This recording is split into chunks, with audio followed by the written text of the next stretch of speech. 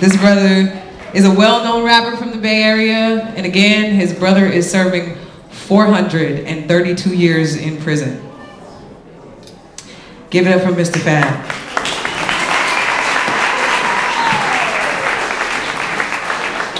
Hello, everybody. Hi, Stanley. How y'all doing? Wow. First of all, happy birthday to Mumia, and it's not on an everyday basis where many people from many different demographical upbringings come together and we support the same cause. The same cause is that the injustices that we suffer in this community and communities all over the world continue to make us look far beyond what sight gives us the power to do. One must realize that sight is the ability to see what's available, but vision is the knowledge to know that there's always more than what we see. For the many people who've ever sat in a courtroom and witnessed a cold-hearted judge or a racist district attorney member, what's new? Or a public pretender say, well, look at its record. He did it, his record, he's guilty. Yeah, we know he's guilty. Sometimes our records don't reflect the person that we are. That's right.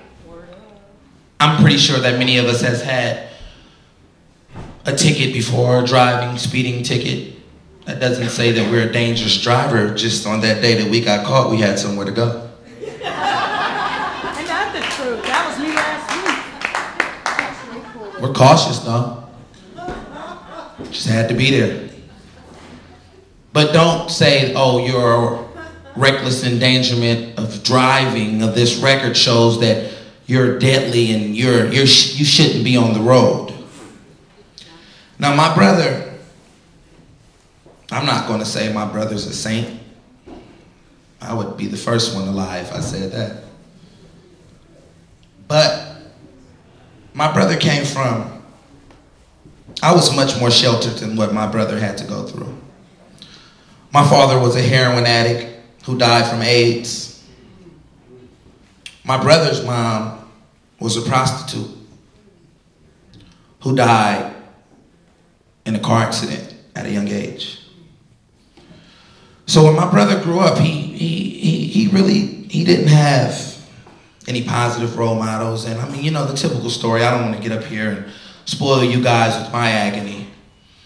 But the things that my brother did in his youth was for survival. And there are many of us in here who have family members, close friends, and people that we look up to and we draw inspiration that did things out of survival. For one to be in the middle of nowhere with plans of getting somewhere, there must be drastic measures for us to reach that destination. And through those drastic measures, to some may be seeming as if it's against the law. In Mumia's book, he says, what is law? You know, is law morality? Or is it, you know, a history of institutionalization that continues to be the binding force between those that don't understand what it is that you do during survival moments and those that have had things handed to them on a silver platter?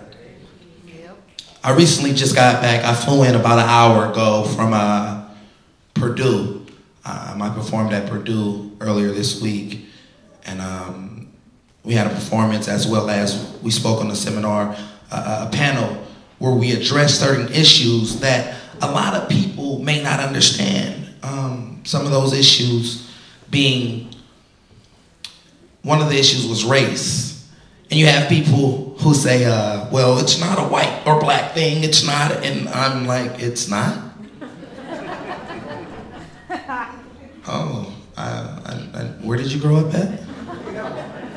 I'm sorry. I mean, where it is, I mean, it's a white or black thing where we're at.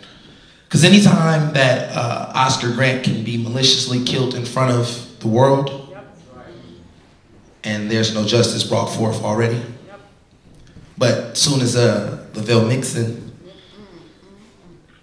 evens up the score,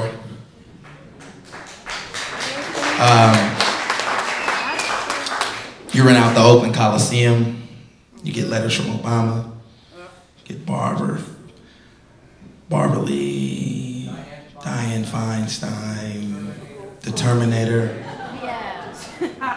Scary Brown. You get these people talking on like how, oh, this is horrific, this is the worst day in Oakland history, and wow, maybe I missed it somewhere, you know? Maybe I missed the racist show. I know the time is a factor, and so I'm gonna speed it up. But what it is that we deal with things that are, it's drastic. My brother's serving 432 years for an habitual criminal. A lifetime criminal is the 3 strikes is the case that they gave him.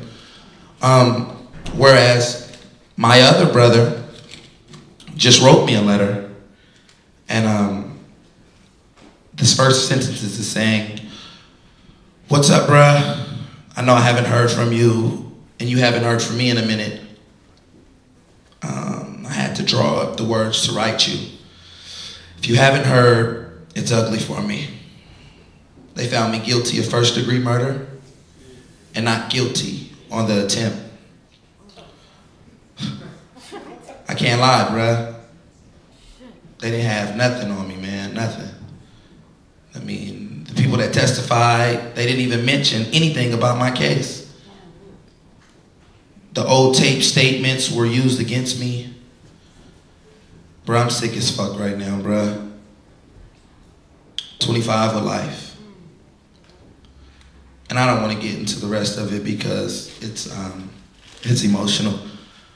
But this is a best friend of mine who I consider to be a brother, because not only do we look dead on each other, but he's a very important person to me, man. I recently just went to go visit him Sunday at Santa Rita, and they gave him 25 with a life. No murder weapon found, no witness. Just found him guilty on his previous record.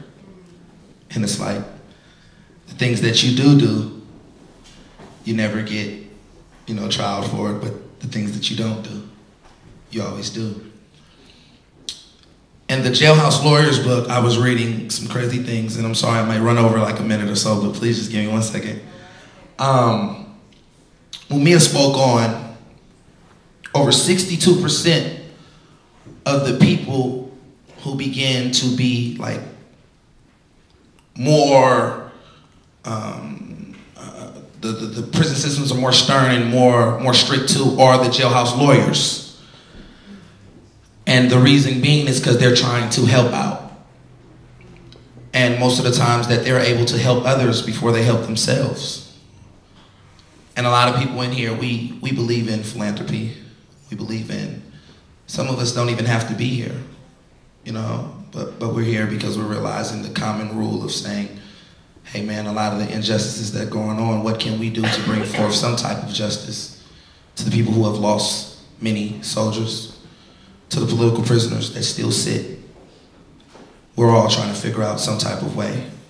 Through my music and through my popularity, the words that I spew and the things that I do inside of my community is to show the youth that these are things that are important to us. I look up and I don't see many of my peers in here because many of them don't understand these type of things. But what it is we're going to bridge the gap, and I planned on working with a lot of people out here to bridge the gaps between the community and between the generational gaps of concern.